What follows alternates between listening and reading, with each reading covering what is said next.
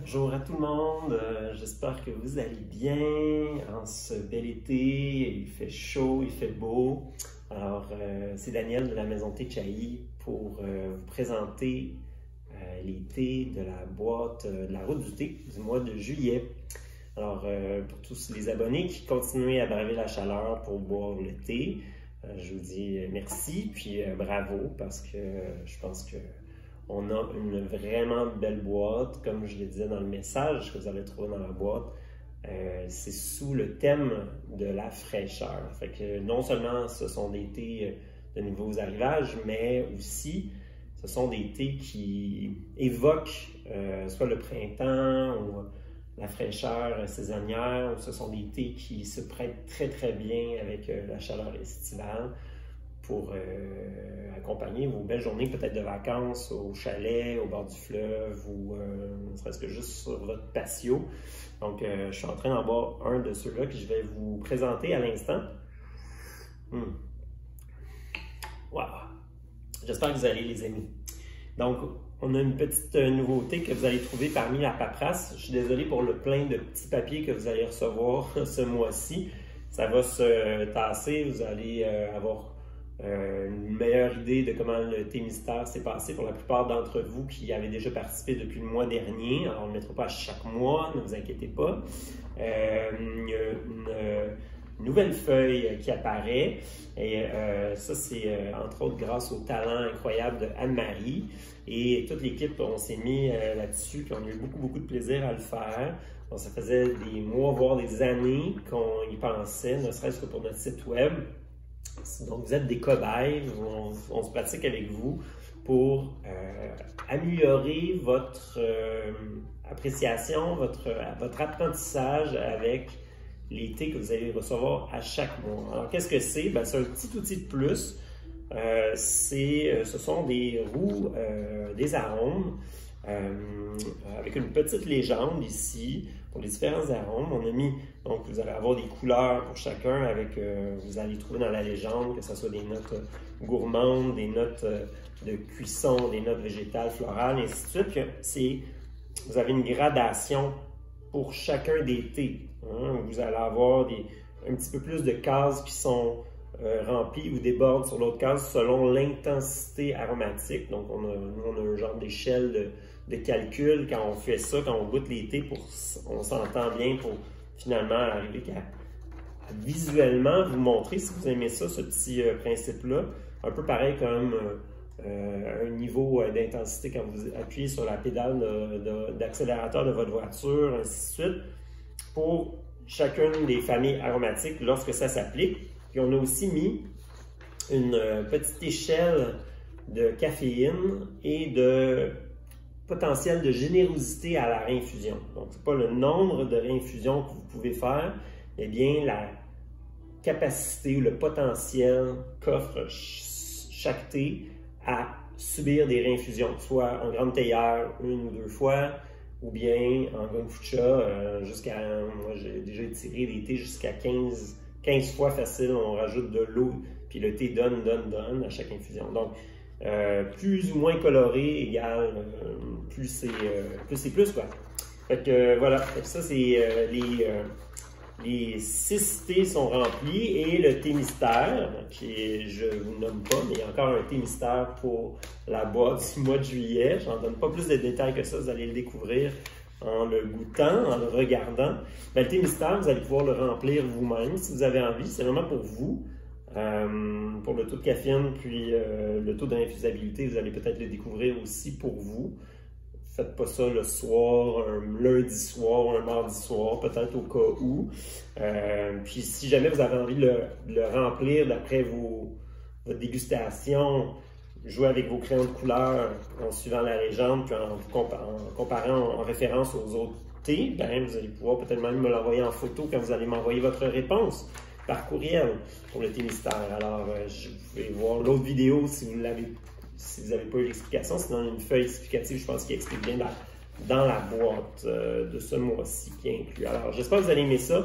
J'attends votre feedback. On est sur la route du thé pas pour rien. Comme je dis souvent, on continue à apprendre avec vous. Puis on est toujours très intéressé par vos suggestions et vos commentaires. Donc, que ce soit en bas ici dans les commentaires, dans la vidéo, ou bien que ce soit par courriel, par Messenger, sur le site web aussi, la petite boîte de chat, ça me rejoint moi. Alors, je peux vous répondre dès que possible. Alors, je vous présente les 6 autres thés de la boîte. Moi, j'aime beaucoup les thés qu'on a choisis. Ça n'a pas été facile parce qu'il y a tellement de nouveaux arrivages. On a déjà plein de choix pour la prochaine aussi. Puis septembre aussi, l'autre d'après, on a déjà pas mal tous nos choix. Alors voici, on commence. On commence par 2 thés blancs. 2 thés blancs qui viennent de la même région, de la même sous-région, puis du même style. Ah, ils sont tellement différents. Donc, il y en a un des 2 que je bois ici, le Yesheng Yabao, qui est de théier sauvage aussi. Donc, c'est 2 thés blancs du Yunnan que vous allez voir, ils vont se relativement ressembler visuellement dans le sachet. En goût aussi, ils se ressemblent. Quand on regarde la roue des saveurs, on voit que c'est pas du tout le même thé. Alors, qu'est-ce qui fait la distinction quand vous regardez l'étiquette entre le Jingu, le Jingu Bourgeon théier sauvage qu'on a ici d'une manière régulière depuis 11 ans qu'on existe, là, ça fait 11 ans qu'on l'a. C'est un thé qu'on a toujours beaucoup aimé. Il y a des gens qui ne jurent que par ce thé-là. C'est probablement le thé le plus faible en caféine et en tanin de toute notre sélection de 200 thés et plus qu'on a dans la boutique. Ce thé-là a vraiment cette note rafraîchissante, vraiment rafraîchissante, un peu de sueur de bois, de cèdre, d'eau d'érable, un côté gourmand aussi, il y a une petite note de ginseng, de mélisse, des fois de citronnelle, des fois dans certaines années. Puis le Jingu, c'est un classique, là. La plupart d'entre vous l'avez déjà goûté, mais celui-là, c'est la nouvelle récolte qui est arrivée il n'y a pas si longtemps.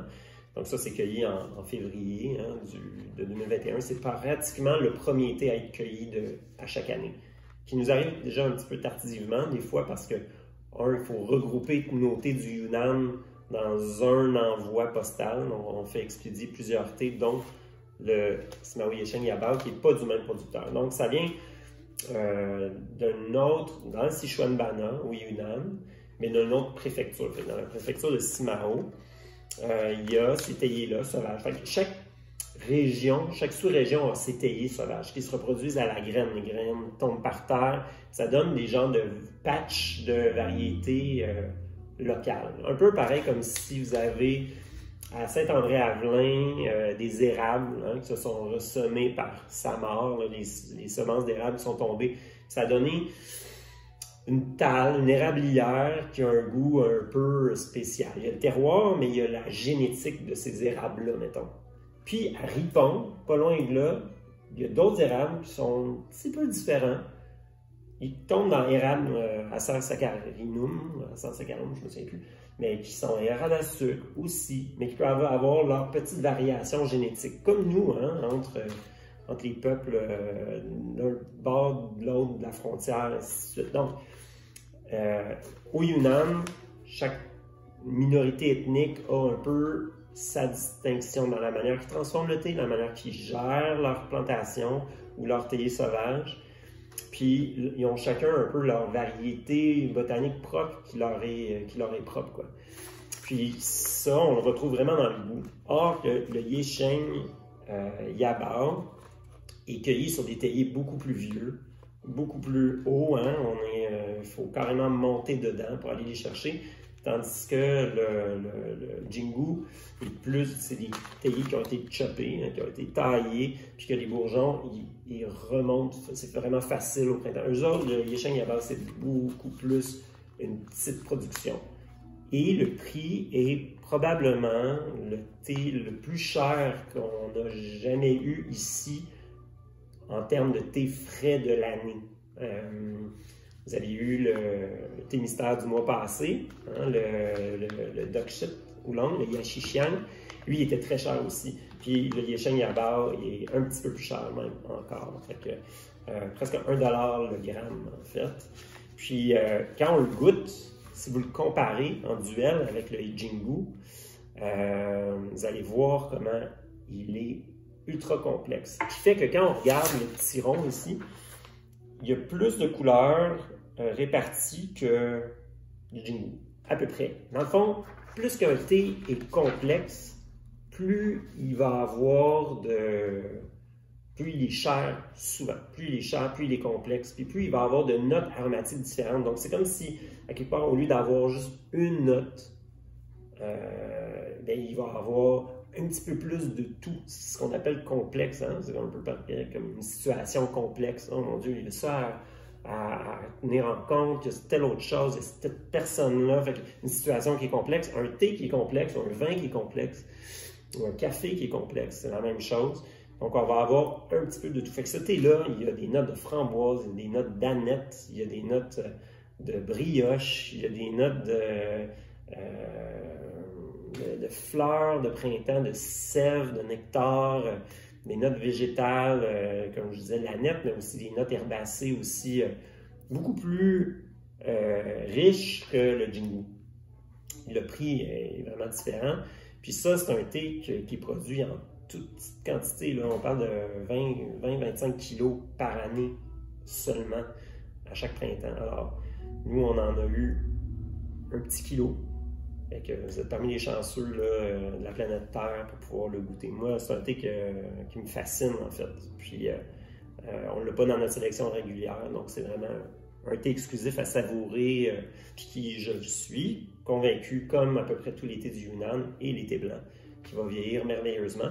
Cela dit, avec la quantité que vous avez, moi, je vous conseille de le boire dès que vous pouvez. Ouais. Fait que voilà. Ah oui, la nette. C'est presque les petits, on attend presque le cornichon qui va se pointer, puis il n'y arrive jamais.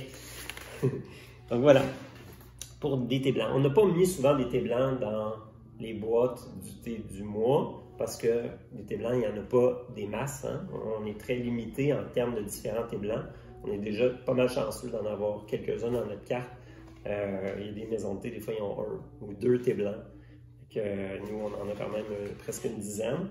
Mais cela dit, ça fait qu'on n'a souvent pas eu la chance de les mettre dans les boîtes du thé du mois.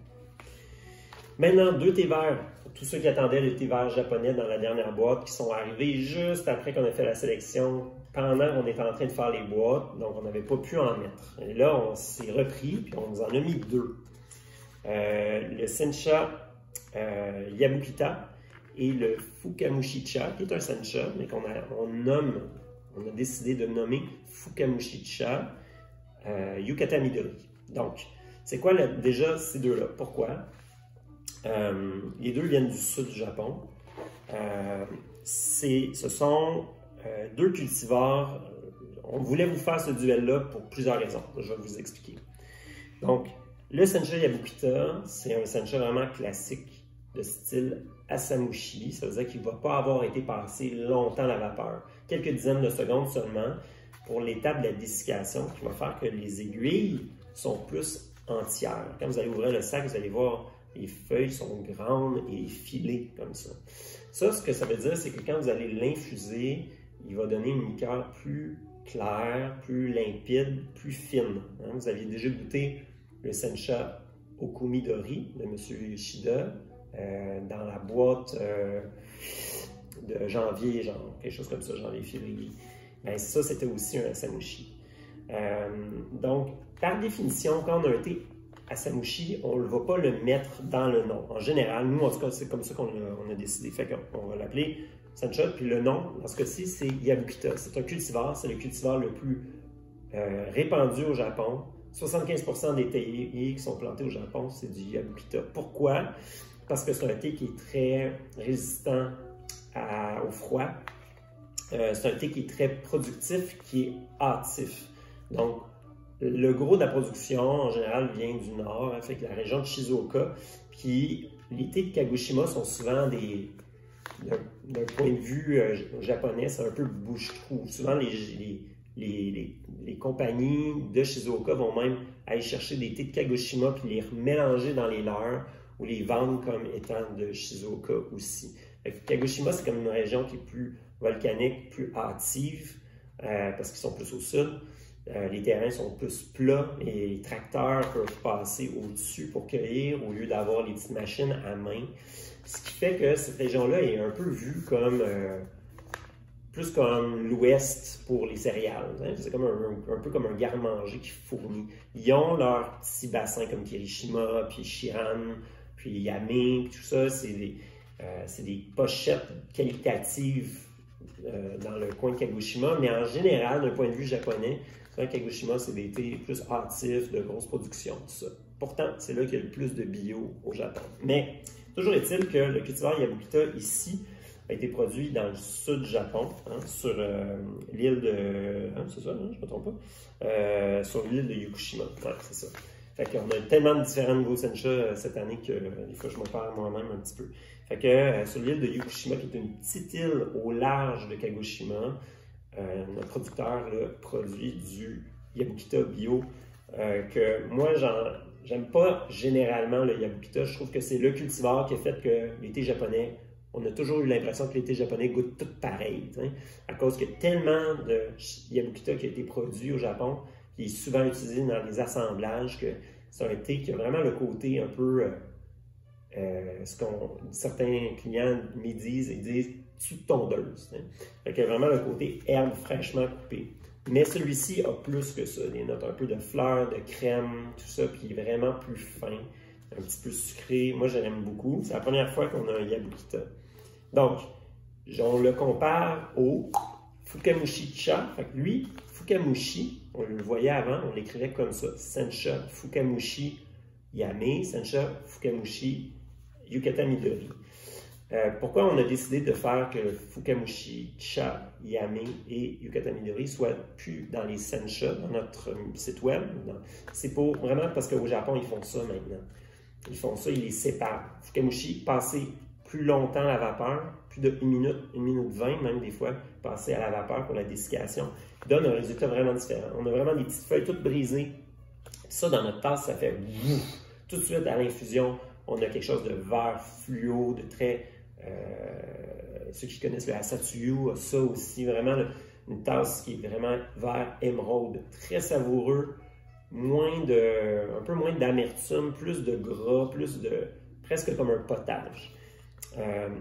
Pourquoi qu'on a mis lui aussi, c'est que le Yukata Midori, c'est le deuxième cultivar le plus utilisé au Japon après le Yabukita. Lui au nord, lui au sud. Bon, les deux thés viennent du sud là, pour cette fois-ci, mais c'est comme les deux cultivars un peu comme canadiens et nordiques.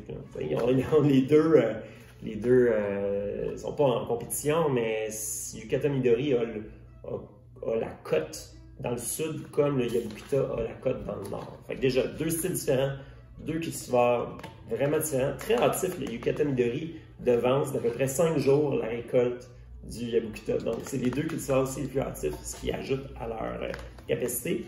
Autant de production que le Yabukita, plus de résistance aux maladies. Sa faiblesse, c'est sa résistance au froid. Vraiment pas. Alors, lui, il vient de Chiran, puis c'est la région où c'est l'encépagement le plus commun à Chiran. Fait que plus de 30% des théiers qui sont plantés là, c'est du Yukata Midori. En termes de goût, on a vraiment des notes végétales. C'est très végétal. Là. Sur notre roue ici, là, on tape dans presque à 100% là, dans le vert. Si vous allez voir, c'est très vert. Ça a un petit côté un peu toasté, un petit peu grillé qui vient rechercher des notes réconfortantes. Une petite note florale cachée aussi qui est là. C'est un thé qui est tout en rondeur. Moi, j'aime vraiment son aspect un peu sucré aussi. Donc, c'est vraiment deux sencha presque diamétralement opposés. Puis, c'est juste une pointe de l'iceberg par rapport à tous les autres sencha de notre carte cette année. Fait que je vous invite vraiment à aller voir sur le site web, tout ça. Puis, si vous aimez les sencha, d'en commander le Tsuyu Ikari qui est super. Il y a l'Yame que vous avez connu, le Hirodori qui revient. On en a plusieurs autres qui s'en viennent aussi. Je vais juste les nommer comme ça. Vous saurez Saimidori, vous avez du Okumidori, vous avez un nouveau cultivar que je ne connaissais même pas, le Yume Kaori qui s'en vient. Donc, plein de nouveautés à venir. Puis voilà, fait que sûrement la prochaine boîte aussi, vous allez voir. Pour ceux qui vont être avec nous pour la boîte du mois d'août, on continue. Voilà. Et pour finir, la série de 6. Alors ça, c'est mon duel le plus fun. C'est Robin qui a pensé à ça. Puis on a trippé à le faire. C'est en complicité avec M. Lai, le producteur de Alishan. On a 2 Alishan. On ne s'est pas trompé. On ne s'est pas mis 2 paquets pareils. Il faut bien lire. Alishan, sélection régulière, cueillette du 24 avril. Et Alishan, lot non retenu, cueillette du 26 avril. C'est ça. Donc, à chaque année, on reçoit nos échantillons. Puis quand on goûte, comme là, la semaine passée, on a goûté à peu près 50 Darjeeling côte à côte. Puis des fois, les palais non habitués diraient « ça goûte toute la même affaire, cette affaire-là ». Ou bien « ah ouais, peut-être je vois la différence entre lui et lui, ben, nous, quand on a les échantillons, ce qu'on aime, c'est vraiment être super pointu. Parce que c'est ça qui fait notre réputation, c'est que nous, on trie pour vous ce qui est le meilleur. Puis, après ça, nous, on a notre goût. Si on avait une maison de thé qui ouvrait juste en face, puis il allait chez le même producteur, même, on ne serait pas content, mais mettons qu'il allait chez le même producteur, puis il recevait les mêmes échantillons que nous, peut-être qu'il ne choisirait pas le même. Ça, on le voit, les Darjeeling que j'ai goûtés, avec Robin, Marc-André, Anne-Marie, la semaine passée, ben, on en avait 50. J'ai reçu la feuille de tout ce qui avait été vendu par le temps que je goûte, puis ceux qui restaient, puis tous ceux que j'ai goûtés qui ont été vendus, c'est pas du tout ceux que j'aurais choisi, moi.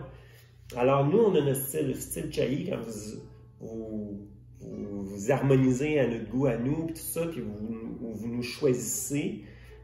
C'est comme on choisit un vigneron, on dit « Waouh, j'aime tout ce qu'il fait, ce vigneron-là. » Mais tout ça, ben, moi, je reste année après année avec ses vins parce que c'est ça que j'aime. Nous, c'est un petit peu ça. On est comme un caviste qui choisissons les thés que nous, on aime.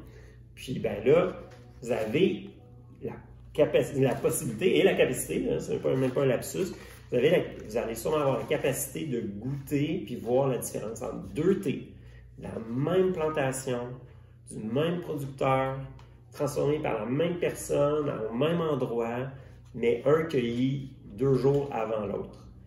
Puis pourquoi on a choisi le lot numéro 1 plutôt que le lot numéro 2? Parce que M. Lai, il sait comment on est maniaque, puis il va nous envoyer des dates. Là. Il va nous envoyer 6-7 thés, le 24 avril, 25 avril, 26 avril, 28, 30, ainsi de suite. Puis là, nous, on choisit là-dedans. Puis là, on choisit, bon. Donc là, on a choisi pour Alishan qui est dans le pot, qui est sur le site web, que vous avez peut-être même déjà goûté, la nouvelle récolte, qui est du 24 avril. Puis, on a pris un de ceux-là, puis on lui a dit, on va te prendre aussi un petit 2 kilos du 26 avril pour que nos abonnés de la boîte puissent goûter côte à côte ces 2 lots-là. Peut-être que vous allez même dire, « Pourquoi ils ont pris lui? J'aime même mieux lui. » Parce que quand on regarde encore là, la petite table ici, du Alishan, ben, ils se ressemblent, mais ils ne sont pas pareils. Le Alishan de notre sélection qu'on a choisi, il y a plus de croissants, de petits croissants, là, il y a plus de beurre dedans, il y a plus de gourmands. Moi, c'est ce que j'aime des houblons de haute montagne. J'aime quand ils sont plus riches en côté flan, le côté œuf, caramel, tous les côtés riches, pas juste de la fleur opulente, mais aussi du gourmand, plus de complexité, hein? Puis aussi la longueur en bouche, la persistance. Fait que lui, il y a un petit peu plus de fruits, un petit peu plus de gras, hein, de côté un peu gourmand, pâtissier, puis moins d'herbacées. Ici, lui, il y a plus de fleurs. Je le trouvais un peu plus simple, le lot du 26 avril. Plus de fleurs, moins de gourmand, un petit peu plus herbacé aussi, moins de fruits. Donc, peut-être que vous allez même préférer le lot du 26 avril. Peut-être. Nous, on a choisi celui-là. Derrière la table, on était qu'est-ce qu'on prend? Ils sont tous bons, hein? Ils sont tous un petit peu, ils ont de la personnalité différente. Finalement, on a fini avec ça. Fait qu'on vous inclut un peu dans notre expérience de dégustation pour que vous puissiez voir c'est quoi notre travail de comparer d'un même producteur. C'est vraiment le fun. Fait que ça, on attendait ce duel-là depuis vraiment longtemps, depuis le début de la boîte, en fait, qu'on attendait Robin disait, là, non, on va pouvoir le faire, là, parce qu'on sait que M. Lai est aussi impliqué dans notre... Puis ils sont tous le même prix, en plus, ils ont tous le même prix, peu importe s'il a été cueilli le 24 avril ou le 30. Fait que c'est vraiment juste du goût. Puis moi, je trouve ça une expérience le fun à chaque année. C'est même un peu stressant. Puis mais là, vous allez avoir la capacité. Fait que si jamais vous avez vraiment à la même température d'eau, 2 tasses ou 2 gaiwan ou 2 petites théières, juste pour vraiment voir si vous voyez une nuance, il va falloir que votre eau soit très propre, peut-être pas de chlore, pas d'eau du puits artésien trop dur non plus. T'sais. Vraiment, si vous voulez vous prêter au jeu, ça c'est vraiment le fun aussi. Fait que Alishan, qui est donc de Taïwan, une des plus hautes montagnes, qui a été la montagne la plus connue en dehors de Taïwan comme étant le thé de haute montagne. Lui, c'est on écrit 1500 mètres. Je pense que les jardins de M. Lai vont de 1400 à 1800 mètres. Là. Fait que c'est assez haut en altitude. Les jardins de Taïwan les plus hauts maintenant, c'est d'Ayulin 2237 mètres, quelque chose comme ça. Chiffon, puis Lishan aussi, plus haute montagne qu'Alishan. Mais Alishan reste dans notre cœur un thé qui peut pas, qui n'a rien à envier aux autres aussi. Donc, je vous souhaite une très bonne dégustation, hein, que ça soit, tous ces thés-là, on écrit toujours si c'est en théière ou en tasse ou en gongfucha, sur les sachets, si vous avez la moindre des questions. Puis pour le thé mystère, n'hésitez pas vraiment à participer. Regardez, on a maintenant, on a inclus un tirage comme prix de participation. Fait que même si vous n'êtes même pas certain, donnez le plus de réponses que vous avez sur le thé, ce qui vous vient du thé qu'on vous a choisi comme thé mystère. Puis même si vous ne l'avez pas, vous êtes au moins dans le pool pour pouvoir faire le tirage au hasard parmi tous les gens qui ont donné la moindre réponse pour avoir aussi un sachet de thé. Ce mois-ci, le mois de juin, les gagnants ont reçu un sachet du nouveau Darjeeling Second Flush de Gilles Lapart qui vient juste d'arriver. Donc, c'est la boîte de juillet, on ne sait pas encore c'est quoi le cadeau, mais on choisit toujours un thé qui vient juste d'arriver, qui est spécial, ou ainsi de suite, comme une petite gâterie pour ceux qui ont gagné. Puis, il ne faut pas que vous vous sentiez comme quoi vous allez me décevoir si vous ne donnez pas une réponse correcte. Tout ça, moi, j'ai adoré les réponses de tout le monde. Le processus de réflexion derrière ça, j'ai trouvé ça super. C'est plus que ce que je demandais. J'ai trouvé ça génial. Puis, osez, soyez audacieux là-dedans. Puis, surtout, écoutez votre premier feeling, votre première intuition, tout ça, c'est souvent la bonne réponse. Donc, il ne faut pas que vous changez ça juste parce que mentalement, on va pas se dire ouais, non, ça doit être ça se peut pas qu'il aurait mis 2 fois un oolong ou ainsi de suite. Non. Votre tête, et ça, il ne faut pas nécessairement y faire confiance. C'est plus votre cœur, ce que vous avez dans le ventre, là. Quand vous y goûtez, puis là, vous lancez. Fait que, bonne dégustation, puis prenez soin de vous, passez un très beau mois de juillet, puis on se voit le live Facebook. Si vous êtes là, c'est le 18, dimanche le 18 juillet à 11h, où le moment où on va faire aussi, on va révéler l'identité du thé mystère, puis on va pouvoir infuser ces thés-là ensemble. Fait, bonne dégustation, puis à très bientôt. Merci beaucoup d'être avec nous dans cette belle aventure. À bientôt, au revoir.